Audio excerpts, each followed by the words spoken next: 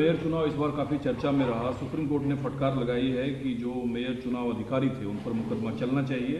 भारत के मुख्य न्यायाधीश डीवाई चंद्रचूड़ की अध्यक्षता वाली पीठ ने डिप्टी कमिश्नर को नया रिटर्निंग अधिकारी नियुक्त करने के लिए भी कहा है और कोई भी राजनीतिक दल से जुड़े हुए रिटर्निंग ऑफिसर नहीं होना चाहिए और आज सुप्रीम कोर्ट में इसकी सुनवाई है। चंडीगढ़ मेयर चुनाव इस बार राष्ट्रीय बहस के केंद्र में रहा। देखिए, पूरे देश के अंदर चुनाव की निष्पक्षता को लेकर के बहुत सारे प्रश्न काफ़ी लंबे समय से लोगों के मन में दौड़ रहे हैं।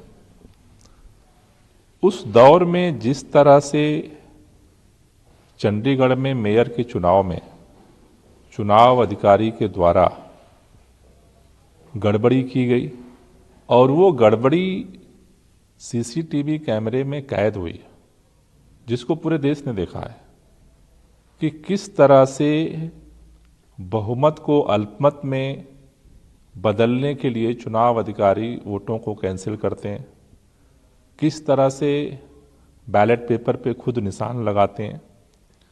मुझे लगता है कि ये वोट चोरी का जो उदाहरण नंगी आंखों से पूरे देश ने देखा है, उससे न सिर्फ अदालत के अंदर बल्कि लोगों के भी मस्तिष्क में जो ये सवाल था वो और मजबूत हुआ है कि आखिर भारतीय जनता पार्टी और केंद्र सरकार किसी भी कीमत पर जा करके केवल चुनाव को जीतना चाहती है।